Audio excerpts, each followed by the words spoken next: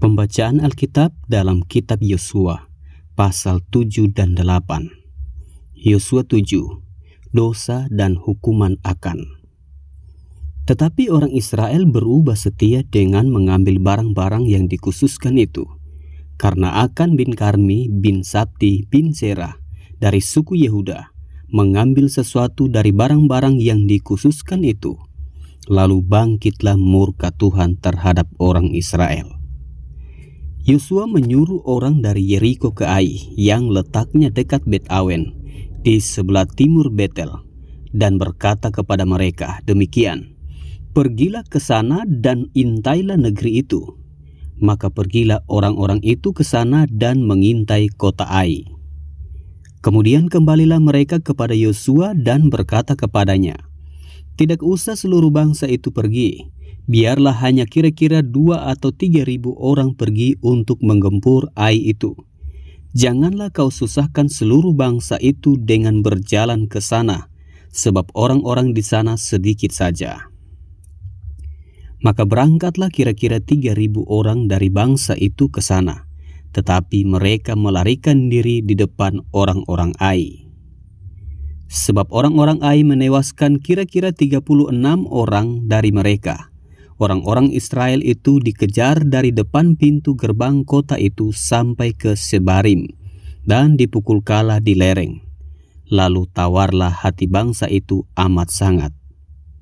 Yosua pun mengoyakkan jubahnya dan sujudlah ia dengan mukanya sampai ke tanah di depan tabut Tuhan hingga petang, bersama-sama dengan para tua-tua orang Israel sambil menaburkan debu di atas kepalanya. Dan berkatalah Yosua, "Ah, Tuhanku Allah, mengapa engkau menyuruh bangsa ini menyeberangi sungai Yordan, supaya kami diserahkan kepada orang Amori untuk dibinasakan? Lebih baik kalau kami putuskan tadinya untuk tinggal di seberang sungai Yordan itu. Oh Tuhan, apakah yang akan kukatakan setelah orang Israel lari membelakangi musuhnya? Apabila hal itu terdengar oleh orang Kanaan dan seluruh penduduk negeri ini, maka mereka akan mengepung kami dan melenyapkan nama kami dari bumi ini. Dan apakah yang akan kau lakukan untuk memulihkan namamu yang besar itu?" Lalu berfirmanlah Tuhan kepada Yosua, "Bangunlah, mengapa engkau sujud demikian? Orang Israel telah berbuat dosa. Mereka melanggar perjanjianku yang kuperintahkan kepada mereka. Mereka mengambil sesuatu dari barang-barang yang dikhususkan itu. Mereka mencurinya, mereka menyembunyikannya, dan mereka menaruhnya di antara barang-barangnya. Sebab itu orang Israel tidak dapat bertahan menghadapi musuhnya. Mereka membelakangi musuhnya, sebab mereka itu pun dikhususkan untuk ditumpas. Aku tidak akan menyertai kamu lagi jika barang-barang yang dikhususkan itu tidak kamu punahkan dari tengah-tengahmu. Bangunlah, kuduskanlah bangsa itu dan katakan, kuduskanlah dirimu untuk esok hari, sebab demikianlah firman Tuhan Allah Israel. Hai orang Israel, ada barang-barang yang dikhususkan di tengah-tengahmu. Kamu tidak akan dapat bertahan menghadapi musuhmu sebelum barang-barang yang dikhususkan itu kamu jauhkan dari tengah-tengah kamu.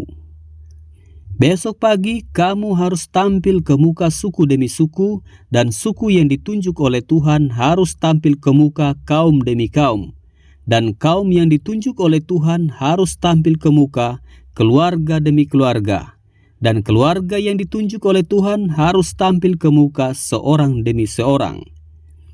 Dan siapa yang didapati menyimpan barang-barang yang dikhususkan itu akan dibakar dengan api, ia dan segala sesuatu yang ada padanya, sebab ia telah melanggar perjanjian Tuhan dan berbuat noda di antara orang Israel." Keesokan harinya bangunlah Yosua pagi-pagi, lalu menyuruh orang Israel tampil ke muka suku demi suku. Maka didapatilah suku Yehuda. Ketika disuruh tampil ke muka kaum Yehuda, maka didapatinya kaum Zerah. Ketika disuruhnya tampil ke muka kaum Zerah, seorang demi seorang, maka didapatilah Sabti. Ketika disuruhnya keluarga orang itu tampil ke muka, seorang demi seorang, maka didapatilah Akan bin Karmi bin Sabdi bin Zera dari suku Yehuda. Berkatalah Yosua kepada Akan, "Anakku, hormatilah Tuhan Allah Israel, dan mengakulah di hadapannya. Katakanlah kepadaku apa yang kau perbuat, jangan sembunyikan kepadaku." Lalu Akan menjawab Yosua, katanya, "Benar, akulah yang berbuat dosa terhadap Tuhan, Allah Israel, sebab beginilah perbuatanku. Aku melihat di antara barang-barang jarahan itu jubah yang indah, buatan Sinear, dan 200 sikal perak dan sebatang emas yang 50 sikal beratnya. Aku mengingininya, maka kuambil. Semuanya itu disembunyikan di dalam kemahku dalam tanah, dan perak itu dibawa sekali." Lalu Yosua menyuruh orang segera pergi ke kemah itu, dan sesungguhnya semuanya itu disembunyikan dalam kemah Akan, dan perak itu ada di bawah sekali. Maka mereka mengambil semuanya itu dari dalam kemah, lalu membawanya kepada Yosua dan kepada semua orang Israel, dan mencurahkannya di hadapan Tuhan.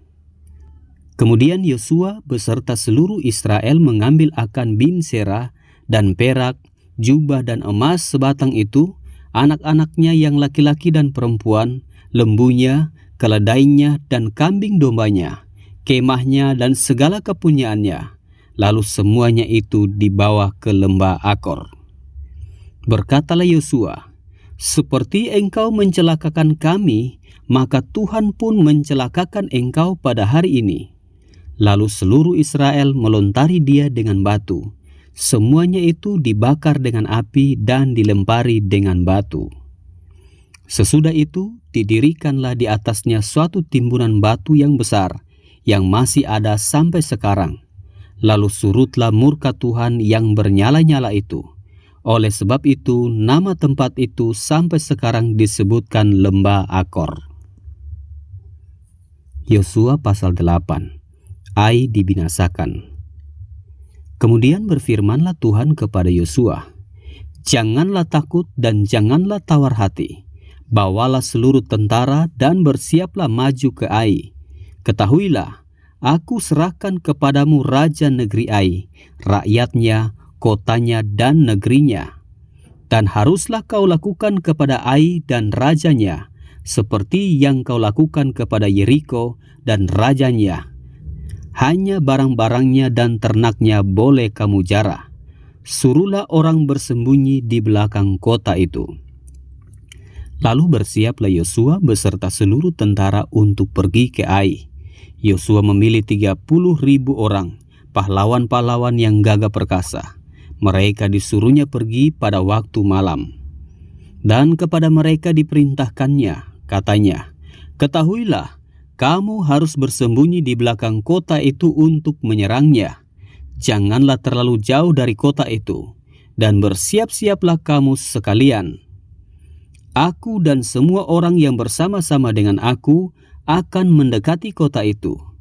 Apabila mereka keluar menyerbu kami, seperti yang pertama kali, maka kami akan melarikan diri dari hadapan mereka. Jadi mereka akan keluar menyusul kami, sehingga kami memancing mereka jauh dari kota itu. Sebab mereka akan berkata, orang-orang itu melarikan diri dari hadapan kita seperti yang pertama kali. Jika kami melarikan diri dari hadapan mereka, maka kamu harus bangun dari tempat persembunyianmu itu untuk menduduki kota itu, dan Tuhan Allahmu akan menyerahkannya ke dalam tanganmu. Segera setelah kamu merebut kota itu, haruslah kamu membakarnya. Sesuai dengan firman Tuhan, kamu harus melakukan semuanya itu. Ingatlah, itulah perintahku kepadamu." Demikianlah Yosua menyuruh mereka pergi. Lalu berjalanlah mereka ke tempat persembunyian dan tinggal di antara Betel dan Ai, di sebelah barat Ai. Tetapi Yosua bermalam di tengah-tengah rakyat pada malam itu. Keesokan harinya Yosua bangun pagi-pagi, Lalu diperiksanyalah barisan bangsa itu, dan berjalanlah ia maju beserta para tua-tua orang Israel di depan bangsa itu ke Ai. Juga seluruh tentara yang bersama-sama dengan dia berjalan maju.